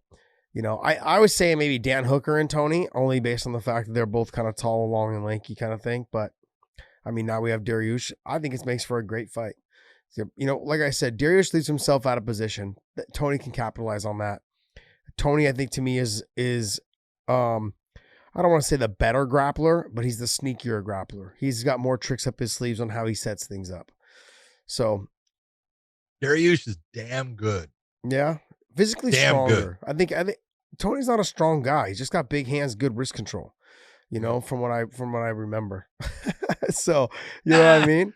But overall, like, can you remember back that far? No, man, I barely remember where yesterday. All right, what else do we got? We can roll into fan questions. No, let's pull up the fight card for next week. I want to talk about the main event. The main event is okay. The rest of the card, I'm just not too thrilled with. Yeah, but the rest of the card tonight wasn't all that great either. We thought, but then it ended up playing out. There were some good fights. No. There was a lot of fights I thought were gonna. I thought that the Dan Ige Gavin Tucker fight was gonna be a really good fight, and it was if you're a Dan Ige fan. So yeah, it didn't quite turn out the way. But Gregor Gillespie against Brad Riddell, that's gonna be a good fight. That's a fun fight. You know, and I do like the Derek Brunson versus Kevin Holland. I think that's a good matchup. Yeah, let's get into that Kevin Holland Derek Brunson fight. This is Mr. Big Mouth shot. This is his shot right here. I'm telling you right now. If you pull up the rankings there, Dave, you're gonna find out where's Derek Brunson. He's what, 6, somewhere in there. He's got to be in that 6-7 category. Brunson, 7. Yeah, he's 7, 6 or 7, and then Kevin Holland is number 10. Yeah. I mean, to me, it's a perfect matchup. I feel bad for Derek because, you know, he's trying to get up to that title shot, and now he's having to fight guys that are ranked below him. Yeah, but, you know, it's funny because Derek has had that career where when he gets put in that fight that you think is going to be the one, if he wins that, he's going to bump over into that category, getting a championship fight, and then he doesn't win it. Yeah. And he had the one fight with Anderson Silva where you look and you go, I know, and they gave it to Anderson. And you look and you go, I don't think he lost that fight. I felt bad for him that. But go back, you know, when he fought, do you remember when he fought Yoel Romero? Yep. He was beating Yoel's ass. He was putting it on Yoel for a while. Yep. And that was the guy you go, man, that dude's scary. And that's the one that you can look at and you can say his stand-up was not that good, but his wrestling was outstanding, but he was athletic. Yeah. And so his athleticism would get him through that stand-up. And, you know, he started kind of training himself. And that was just bluntly, it was a disaster. Mistake. Yep. And now he is with Sanford MMA. He's been training with Henry Hooft. He's got all those guys that are there for him as training partners. And, you know, from that point, take a look at what's occurred. You know, he had those losses, and then starting with, what's the guy with the long hair from Canada? Elias Theodoro. His fight, he beat Ian Hanich. Then he ended up beating Shabazian, who was getting hyped by the UFC. So Kevin Holland's the real deal, but he's got his hands full with Derek Brunson. Derek Brunson still is athletic, and even at his age, he is not an easy out. I know he's 37 years of age or something like that, but he is athletic, and I do believe the training that he is now getting is making him actually better. He's not a guy that is on the downward slope of the other side of his career. He's still fighting well. It's always when he, you know, again, fought like when he fought Robert Whitaker and just fought, I don't know, I'm going to say it, just fought stupid, man. Took huge chances, big risk. And it's like, you know, that risk can end up having a big reward or could have a big problem, big failure with it. And that happened to him, but he's the real deal. I love watching Derek Brunson fight. And, you know, and I thought that the same thing happened with his fight with Shabazian. People were counting him out. They're saying, oh, Shabazian was going to beat him. A lot of people are counting. And I said, I think, you know, Kevin Holland was the fighter of 2020. You know, he deserved that with everything that he did, all the wins. this is going to be the big test. Yeah, Mr. Big Mouth's got to get it done. I mean, if he can, I like the big mouth. you know, I mean, here's the thing. Jacare took him down pretty easily. Derek Brunson going to take him down pretty easily. Easier than Jacare did. Yes. But will he be able, I mean, the length of Holland will play a factor if he can keep him at bay with that knee shield position, you know, kind of just keep him away so he can get back to his feet. And we know Derek Brunson can continue to wrestle. He'll continue to wrestle second and third round. They're at different stages right now in their confidence level. I know that Brunson's he's on a roll. He's got 3 wins in a row. Yeah. Yeah, 3 wins in a row. And he's looked good. He's fought more composed. Hasn't gone out there and just blew his wad like he's been known to do. He's, like I said, he's fighting more composed, and he's staying right there where he needs to be. I think with Kevin Holland, will he let this big step up in competition get to him and do what Derek Brunson used to do? Will he blow his wad? That position. So it really comes down to how often he can stop the takedown and make Brunson pay for it. Just Brunson's a tough fight, I think, for anybody, especially with his ability, his wrestling ability, his striking's getting better, the way he's learning how to control his emotions in the cage and not fighting stupid, like you said. I mean, if you go back and watch that Yoel Romero fight, geez, man, he was piecing him up. He was beating. He looked phenomenal, and then third round came. It was over. But up until then, it was a good fight, man. It was a great fight, and Brunson was winning that fight. He's got to dip back into that hat a little bit and fight with that type of mentality. Yeah. I think it's gonna be a good fight, though. Overall, it's gonna be a good fight. We're gonna see if Mr. Big Mouth can get it done. I'm excited. I love when there's new talent coming up. You know, something new to talk about. Yeah, someone that you look at and you go, he could be something. And again, we go back to confidence. I love how confident Kevin Holland is, man. He's confident in his ability, and things have been going well for him, so he should be. You know, I like guys that talk to other guys when they're fighting. I never did it. He talks the whole time. Yeah, I never did it, and I wish if I could redo my career, that's all I would do. I would just talk to people. It's fucking so frustrating. Oh man, I fought KJ Nunes. Fuck, felt like I was fighting 2 people in there. It's horrible. It's exhausting. I was like, man, I'm kicking your ass and you're fucking making me tired. It's like ridiculous just by talking shit to me. Ooh. You see those pictures there? Bilal Muhammad's eye. Oh, it looks good. I feel bad for Bilal. He is a tough dude, man. And I love the fact that he took that fight on, such short notice against a guy that we all know is a stud. And, the thing is, you saw the emotion of Bilal said it all, because he was looking, this was his chance to do something, to get himself where, he's been trying to get, and one eye poke and it was gone. And so I really felt bad for him. Yeah. You knew when he started kind of crying a little bit that it was bad. Yeah, it was bad. Just emotion. And it was just upset. He knew his dream was gone. His first big main event, and the opportunity and chance, look, this catapults me into that top 5 of the win. It's got to be frustrating. But like he said, he's hoping to run it back. I could see them running it back. It's a possibility. I could see them running that back. I mean, the fight hadn't gone long enough to really see how the fight was going to play out. Bilal's, like I said, he's a junkyard dog. He's someone's going to keep coming out there, making a dog fight coming in the 3rd, 4th, and 5th round.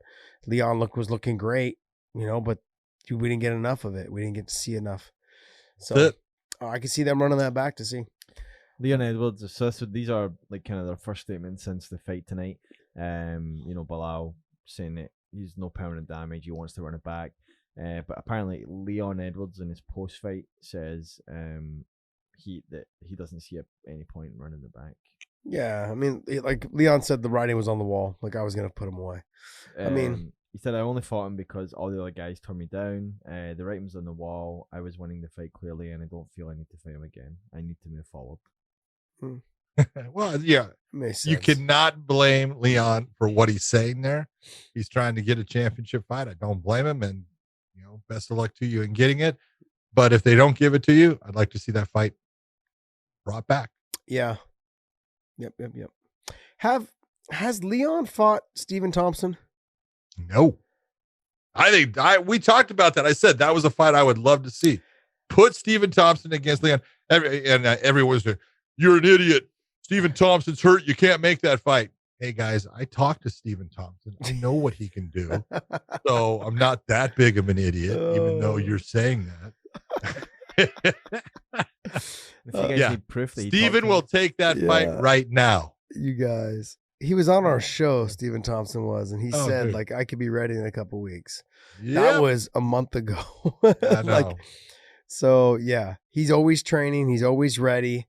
Always training. Yeah, and you got to remember, when you guys get, when fighters get, suspensions, all they have to do is go to the doctor and prove that they're okay and they can fight. That's it. Once all they do is get cleared. It's not like they have to wait the whole 180 days or whatever it is. As long as they have a doctor sign it off, they're good to go. They're good to go.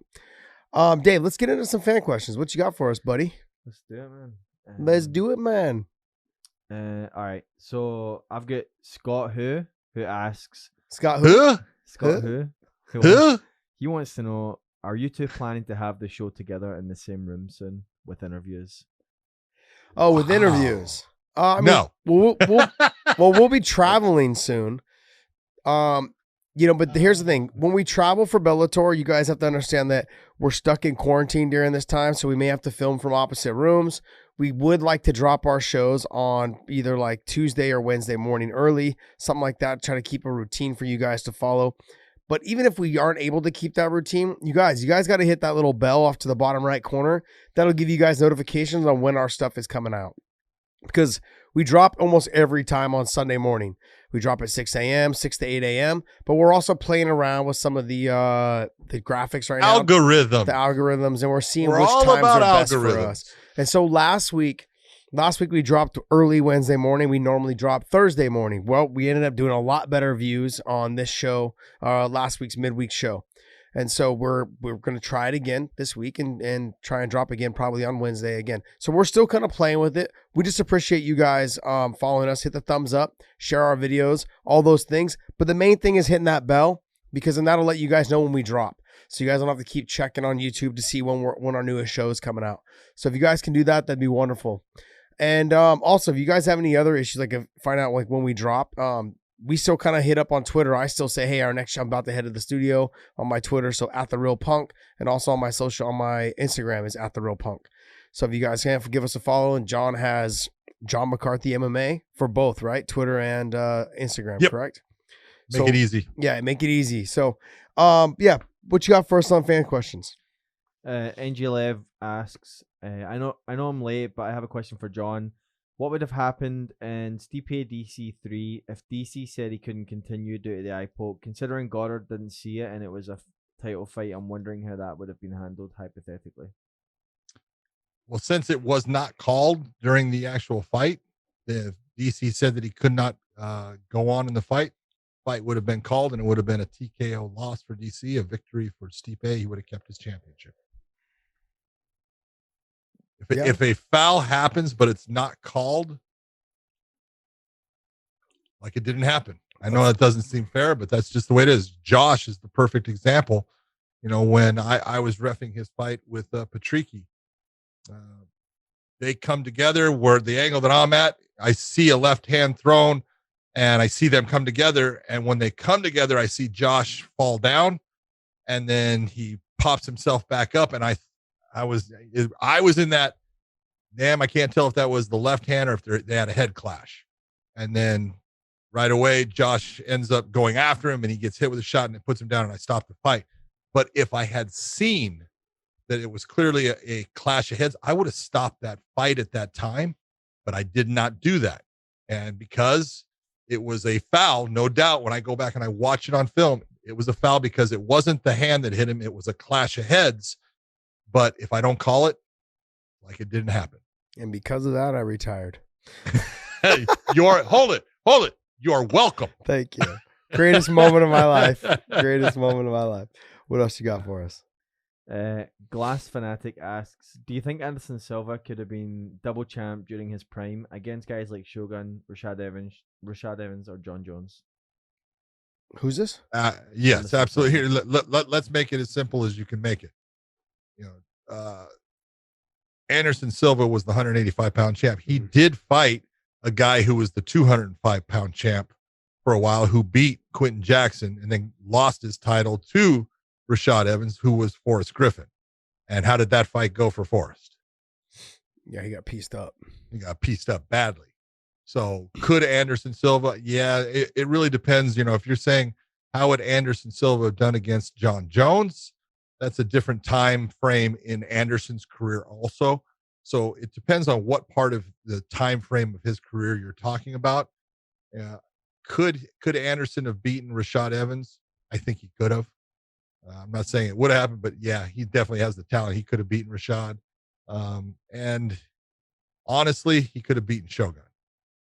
Knowing what happened in training at Shootbox back then, not a lot of the guys like to train with Anderson in the stand-up. So, yeah, the other thing people need to remember is that Anderson also fought at 170. Yeah, early in his career. Yeah, early in his career. So he used to fight at 170 as well. He was good there as well. Yeah, he was one of those. He had one of those body styles, long and lanky, and he could have fought at 170, could have fought at 85. He probably felt most comfortable at 85. Didn't have to cut a lot of weight. Was fast, great footwork, good hand speed. Very precise, very on target with all of his strikes and his punches. So I would have liked to have seen him go up to 205. Before I would have liked to have seen him the early Jon Jones, right when Jon won the title. I would have liked to have seen it then. He fought several times at 205 while he was the middleweight champion. Yeah. Let's take a look. His fight his first one was against James Irvin. Yes. And it was to the UFC put a show together real fast to counter program Affliction 1. And so that was his first fight for the UFC at light heavyweight. Then he fought Forrest Griffin. Then he fought one of his last fights before he lost his championship was to Stephan Bonner. That was at 205. I forgot about that fight. Yeah. Yeah, I remember the Forrest one. All right, what else you got? He won all of them. John Erwin wants to know, who do you guys believe, in all honesty, is the top 5 fighters of all time, hands down? Oh, the Mount Rushmore. Yeah. Go, Josh. Okay, are we doing PEDs or no PEDs? I'm just look, I want to ask. Look, I got some flack on the GOAT conversation and about look, I'm saying I broke it down on the GOAT conversation. If you're counting Cyborg in terms of being with steroids, she's been tested. I say she's the GOAT still. What did she get tested for though? I don't know. I don't keep track. She got popped for a diuretic. Okay. Well, what's a diuretic for? Diuretics usually for masking steroids, from what I understand. Well, it can be that, or it can be for losing weight. Yeah, this is true as well. You're trying to lose water. Yeah. So, but regardless, it's considered performance enhancing, correct? Okay. I mean, but I mean, it's not, and I'm not saying, look, there could have been other things. So I look at it this way, and this is where people are going to look and say, Josh, you're crazy because Amanda Nunes and Chris Cyborg fought each other and it wasn't close. Amanda walked away with a big win, knocked her out. And they're right. They're absolutely right. So if you beat someone, that means you're a better fighter. No, not always. Just not the truth. Well, we're having this conversation about GOATs, but why wouldn't that apply then? Shouldn't Matt Serra be the GOAT then? Because he knocked out GSP? I think because that was a lot of the explanation that I got was, well, that's stupid. They fought and then that person won and they're better. No, it doesn't work that way. You have to look it over. When you're talking the greatest of all time, you look at the duration in which they were the best. Okay. Yeah, and right now, Cyborg, whether she got in trouble or not, okay, I look, I get it. If we want to push her out, I'm fine with that too. If you want to just say it's only for people that have not been tested or been suspended for PEDs, fine. Then, okay, I can throw in the Amanda area there. But I would also put Shevchenko in there. I'd put her in a close one there because she's fighting below the weight class she should be fighting at. And she had very good fights with someone who's obviously a lot bigger than her. And sure, Amanda's probably edged her out. I give Amanda the edge over the whole thing. The only reason why I include Cyborg in there is that for everyone, if they're everyone that wants to include Jon Jones, okay, let's include Jon Jones then if that's the case.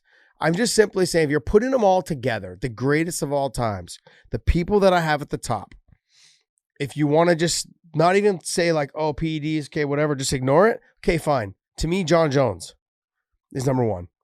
Then I have GSP. Then I've got Jon Jones, GSP.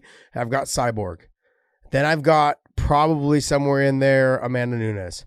And then I'm trying to figure out maybe the fifth. Yeah. I put girls in there. I got to put the girls in there, or the females. Sorry, girls. The females.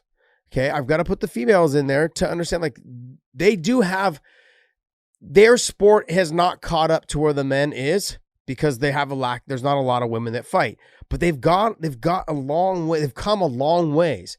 And because of Cyborg, because of girls like Gina Carano, because of girls like Miesha Tate and Ronda Rousey, they've come a long, Marloes Conan, they've come a long way. And I think that those two, to me, when I look at them, and with Shevchenko, the three of them stand out to me. And so I want to include the females in there because they don't get enough credit. But once I get past Jon Jones, GSP, and whether it's like Cyborg and Amanda, after that, it's really like you guys just fill in the spots. I don't know who would be next. The 55-pound division done this because there's so much talent there. You know, it's hard to be the best there. I'd probably maybe put Aldo in there at number 5. I don't know, because he had it for so long. He was like 11 years undefeated. 11 years? Yeah, 10 years, yeah. I mean, who else though? Like John, like, give me some other names. First off, I have a hard time talking about GOAT when they're still fighting. Yeah. Because you could say that about Anderson Silva. Was he the GOAT? Well, at one time, everyone called him the GOAT. Yeah. And now no one does. And you take a look at his, record in the end.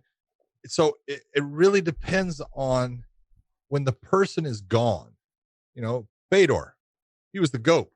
Now, you look at the end of his career, he's had some losses and things like that. So if you're going to ask me, I usually go by weight classes. And I will tell you, Fedor was the best heavyweight I ever saw. Now, Stipe is coming up. He still has not completed anything close to what Fedor did throughout his career, the amount of the win streak or anything like that. So Fedor is the best heavyweight I ever saw. Jon Jones is the best light heavyweight I ever saw. Yeah. Anderson Silva is the best middleweight I ever saw. George St. Pierre is the best welterweight I ever saw. Khabib is the best lightweight I've ever seen. Aldo was the best featherweight I ever saw. So you can go by weight classes and things like that. That makes sense. That does make a lot more sense. When you put it that way and you break it down that way, good job, John. Nicely done. Nicely done. There you go. When you're talking about, the women, like you're saying, the best 145-pound fighter, because she fought her entire career there, it's Cyborg. If you're looking at the best 135-pound fighter, it's Amanda Nunes, I would say. You can go and look at other women in, there that are there, and, Ronda Rousey's there and things like that. But yeah, you got to be honest. If you're looking at the 125s, pretty clear. It's Shevchenko. She's the best that I've seen in that division. If you're looking at the 115s, that's where you can kind of, there's been a lot of movement with, for a while it was Joanna, and that has kind of changed over a little bit of time here. So it's exactly what you're saying. There just hasn't been that time structure with women's MMA that's the same as the men to have that same, length of time to give you that, oh, this is the person. But, if you're looking in, the two best women fighters right now, if you're going to look at them, it's Amanda Nunes and Chris Cyborg. Mm-hmm. Yeah. I think it was better put instead of just saying the top 5. I liked how you did the breakdown of the best heavyweight was Fedor. The best light heavyweight was Jon Jones. The best 85-pounder was Anderson. Best 70-pounder was GSP. And lightweight was Khabib. Aldo. And then if you go further, Demetrius Johnson was the best 25-pounder. Yeah, and I would say Dominic Cruz was probably the best 135er there's ever been as far as for a length of time. Mm-hmm. I would say he'd probably be the guy. Yeah. I wonder where Henry would have been in all that. Like how you get Henry just didn't fight long enough in that weight class for me to be able to put him there. He's too busy chasing Olympic gold medals. And yes, he beat Dominic, but that's not the way you can look at it.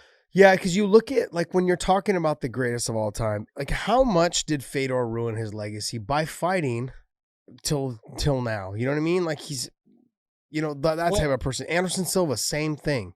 Dave, do me a favor. Stop that thing. Take a look at Fedor's record, and I want you to stop it. Let's say at Pedro Hizzo. No, you went too far. Too far? Pedro. Yep. There you go. Stop right there. Oh, you just went too far again. There is. Not listening. Pedro Hizzo. Yeah, do you want it in the Just top or stop. the bottom? Okay. Okay. That was where about you say, okay, that should have been close to the end right there. Yeah. So if you go and you look at that, he had, 3 wins in his last 3 fights. Pedro Hizzo, Ishii, and Jeff Monson. Okay. He had losses to Fabricio Verdum, then Antonio Bigfoot Silva, and Dan Henderson before those. But then if you look at his win record after the Fabricio Verdum, all the win record before the Fabricio Verdum fight, go back up now, keep on going. Take a look at that green. Take a look at the amount of wins, because he honestly was undefeated in his career all the way up to that point. It's amazing. Yeah. And when people sit there and say, "Oh, you didn't fight anybody," you are fucking high. Crazy. He fought some studs. Yeah. Look at this. Beat them all. So he lost to Osaka, right? But it was a doctor stoppage. It shouldn't have been a doctor stoppage. Look at the time on the clock. Yeah, 17 seconds in the first round. And it was an illegal elbow because elbows were not allowed, and an elbow caused a cut on him. Yeah. And someone had to move forward. It was a tournament. Yeah. So they gave him a loss. It was never scroll down back to the beginning, okay? No, down. So when you're talking about who he fought, so he fought Takada, he fought Ricardo Arona, he fought Kosaka, he fought Kerry Shaw, he fought Babalu, he fought, scroll up more. Yanagasawa, who was big out of Pancrase, Chris Hosman, who was out of Australia, Semi Schilt, who was a big time K1. 7'2", correct? It's trying to fight a guy 7'2", and here Fedor's only 6 foot, maybe 6'1". Yep. Heath Herring, Nogueira, 3 times actually, but twice that actually counted. Fujita, Gary Goodrich, Mark Coleman twice, Kevin Randleman after Kevin suplexed him on his head. One of the biggest highlights. I was shocked that happened when that happened. I was like, oh my God, he's gonna win. He's the one that beat Crow Cop when Crow Cop was beating everybody. Yeah, he crushed Mark Hunt. You just look at the list and you go, and then you go into how many UFC champions did Fedor beat? Hungman Choi. You stop it, you can even go into, Frank Mir in Bellator, but, he beat Andre Arlovsky. He beat Tim Sylvia. Every time he was Mark Coleman, Kevin Randleman, every time he faced a UFC champion or a guy that was the UFC champion in the heavyweight division, he beat him. I think that he had 1 loss in all of his time, and I'm trying to think of who it was against.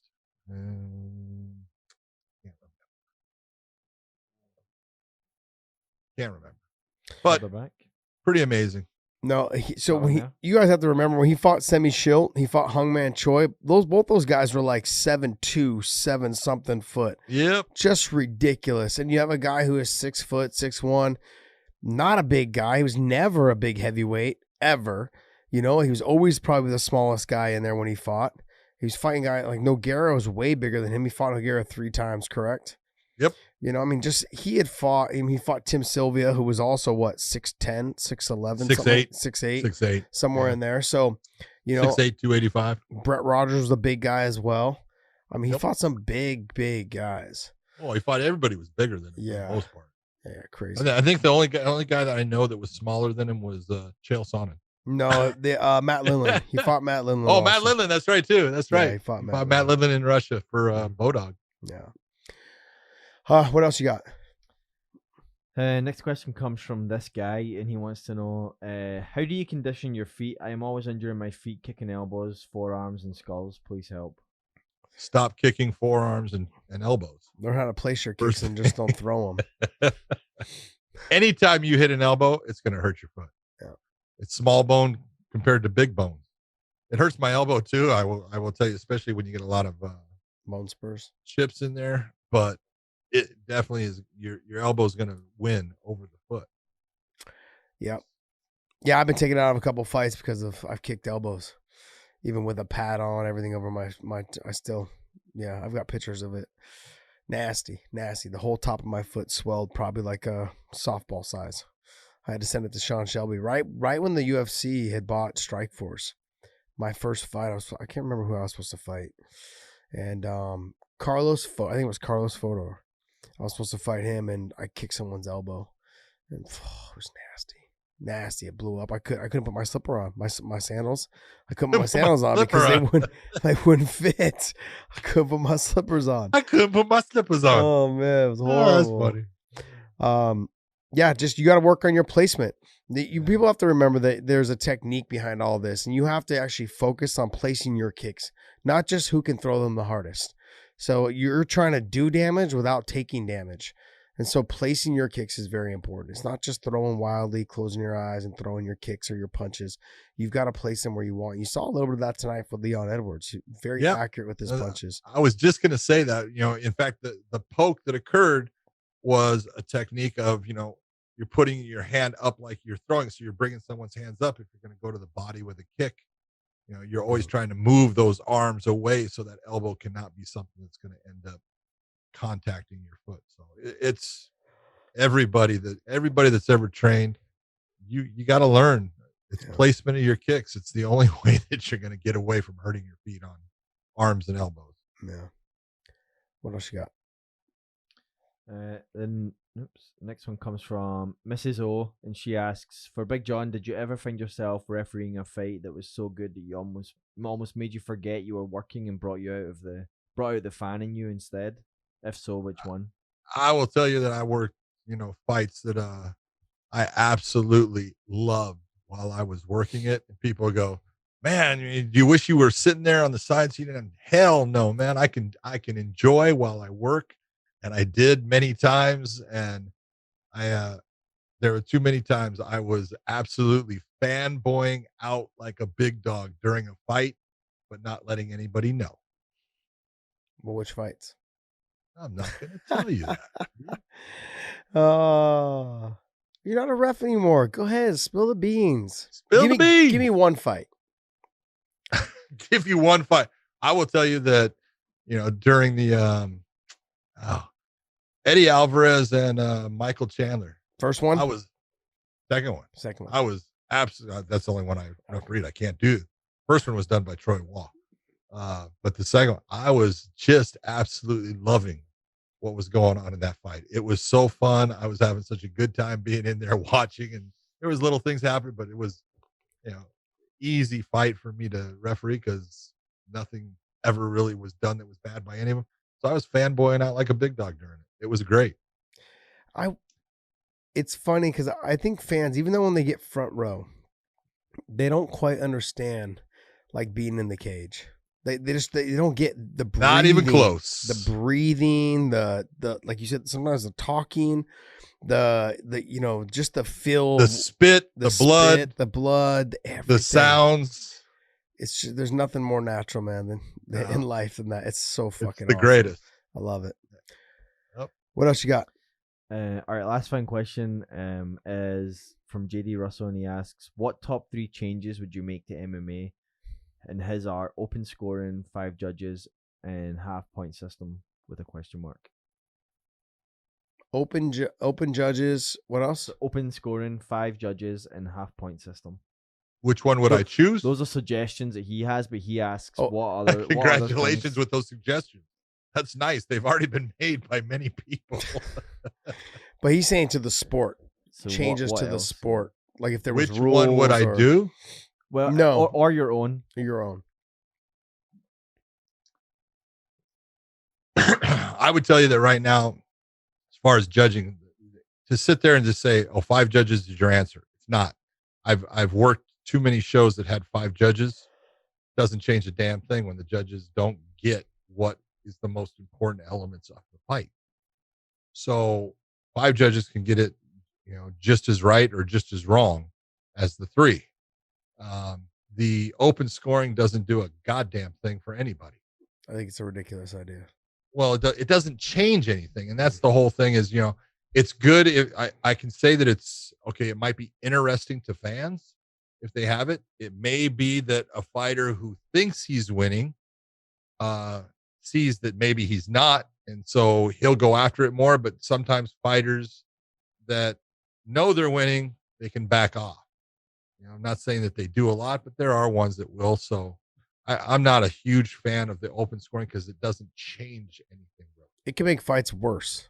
More of a gimmick. Yep. Yeah, it can make fights worse. And what I like to use the example of Oscar De La Hoya when he fought Felix Trinidad. He thought he was winning by a lot, Exactly. And so he took the last 3 or 4 rounds off dancing around and he ended up losing the fight. That's what happens if you have open scoring and the fighter knows that he's up 3 rounds. Now you're gonna have him just dancing around trying to stick a move and stalling. It's gonna make the fight even more boring. It has happened. So I would tell you that the difference in the points, it's a huge difference for the judges. It would help them immensely. Right now you're hearing Dana making complaints about, there's too many 10-8s.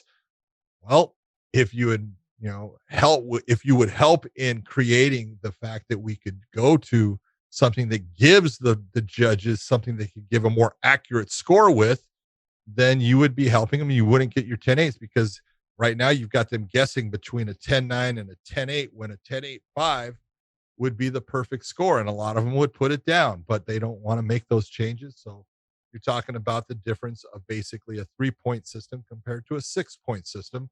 It would help the sport. It would help the judges, and it would help fighters who actually win the fight. There you go. Yeah, my one rule change would be spear elbows. Just because I know. Spear elbows? Yeah, just the downward elbow. Oh, from 12 to 6. I thought they were talking about judging. No, he was saying, you said just the sport, all of the sport of MMA. What would be some things you would change? Oh, dude, I would take the downward pointed elbow and throw it out. I've tried to throw it out before. Yeah. It keeps on getting, oh my God, you're going to get doctors. Oh yeah, that's really dangerous. Bullshit. If I can hit you with the elbows that are allowed in MMA right now, there's ones that are a lot worse than any stupid downward 12 to 6 elbow. Yeah. Then I'll hear, your good friend Daniel Cormier say, "Oh, that's horrible. No, they should never change that." And you look and you go, "Geez, you need to cut Dan some slack." Nope. Cut him some I'm slack. all over him. I love him. Man, he says some of the dumbest things at times. And you go, "Dan, what are you doing?" I love me some. And he's such a good. I love him. He's a great guy. He's one of the nicest human beings on the face of the earth. And sometimes he will say stuff that you go, "What did you just do?" If I was to change one rule, my one rule would be a 4-year or 5-year suspension for people who cheat. Ooh, see that's been talked about and almost implemented, and then it was like, no, that's not fair. And if you can look at USADA, they're close to that. Yeah. They can give out a 2-year and then they can give out a 4-year. The only problem that I have, how many times you've done it. Problem I have with USADA though is when they're wrong, they still give you a suspension. Well, not only if they're wrong, do they problem. give you a suspension, then they'll turn you into, well, if you give us information on somebody else. Yeah. It's like, That's crazy. really? That's crazy. Really? You're going to do that? All right. Well, I think we wrapped that one up. That would be my only knock. What else do we have? Do you want to move on from fan questions? I've got we've been doing these the last few weeks. Okay. Since Bellator's been announcing them, so we could talk about. They put up these rank your top 5 middleweights and then rank your. All top right, 5 let's do the heavyweights. middleweights. I like that. Gegard Mousasi is the champion. Mm-hmm. So I'll go first on this one. Okay. Tokov is definitely the number 1 in that category. You can take a look at it and say, Salter has beaten Van Steenis. Van Steenis has beaten Edwards, but they're very close fights and could have gone either way and things. Edwards is the most athletic along with Van Steenis. The best wrestler out of the group is going to be Vanderford. The best submission guy is going to be Salter, but Tokov is numero uno. And based upon everybody else, I would actually put Van Steenis second, Fabian Edwards third, Salter, and then Vanderford. I would probably put them all that way, but I'd probably put Edwards before Vanderford. I'd leave Tokov, Salter, and Van Steenis where they're at, and switch And swap. Vanderford and Edwards. Okay. You know, but yeah, I'd probably keep it about the same. Close. Is there somebody else we're missing? I feel like there's somebody we're missing. No, it's the heavyweight one that I was looking at for the other day. I was like, man, they're missing someone, and then I remembered who it was. So if we go to the heavyweight division, there it is. Number one, who is missing? Please tell me you know. Yeah, I know. Where the fuck is he? Why would you not I have no him on idea. there? Why do they not have him there? Minikoff, where is he? Yeah, He's not in there. He's pretty much the number one contender. And you've got Karatanov, you got Johnson, you got Moldavsky. He's gonna be fun. I'm excited to see where he ends up. And then Lynn Vassell. Vassell's cut. I feel like he's finally found his weight class, killing himself to get to 205.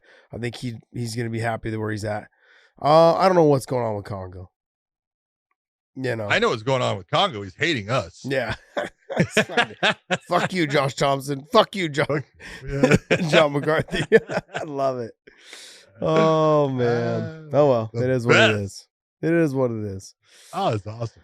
How'd you have it? How'd you have that heavyweight? I have Minikoff obviously number one. Minikoff is number one. Moldavsky would be number two. Tim Johnson would be number three. Linton Vassell would be number four.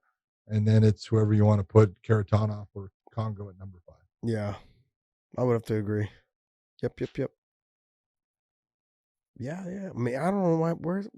Anyways, I don't want to get into it.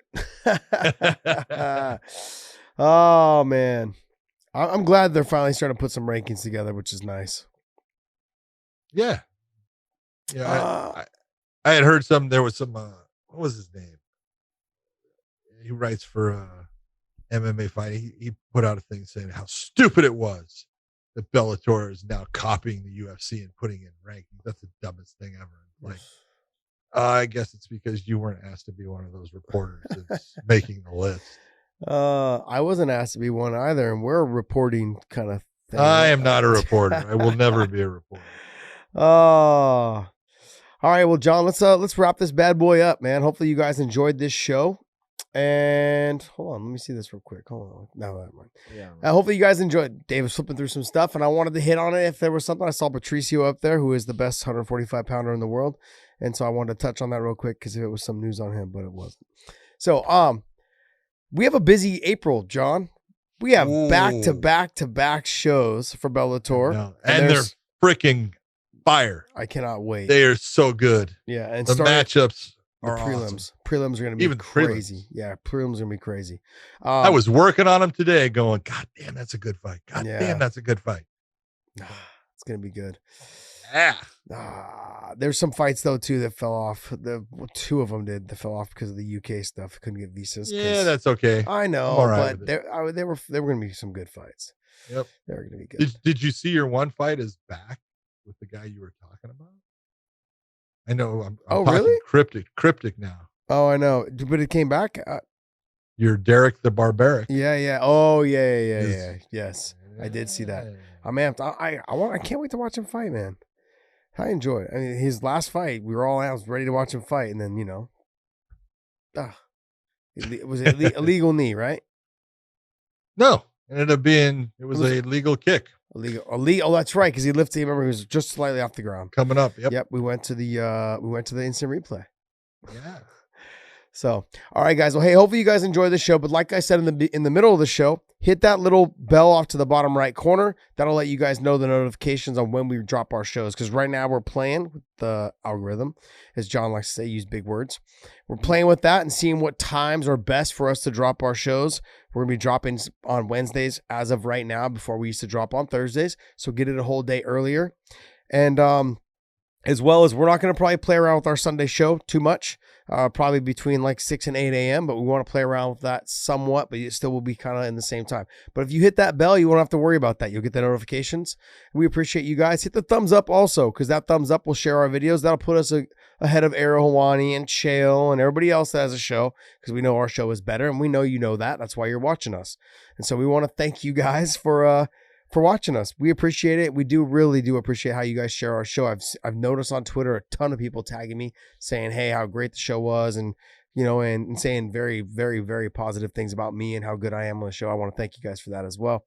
It's been great. This is blessed. John, this is so much fun. I enjoy this. Yeah, because you get to talk to me, of course. Yeah, that's There it is again. We also have ProWrestlingTees.com. You can get one of these fantastic St. Patty Day shirts by going to ProWrestlingTees.com and using the promo code 100K. Use that promo code and you will get a discount on the shirt. And you can also take a look at the rest of our fantastic lineup of weighing in shirts. Ones with the Karate Kid on the front. I don't know how I became Mr. Miyagi. That really pisses me off. But other than that, we've also got the Terminator shirt and a lot of cool colors and designs for you. So take a look and get a shirt and represent the Weighing In podcast, guys. That St. Patty's Day one is only available till March 17th. So make sure you guys pick that one up before it's goodbye. And John. Goodbye. And the last thing that I have to say is, other than thank you for everyone listening in, but after we are done with the podcast, we always sign off by saying, see ya.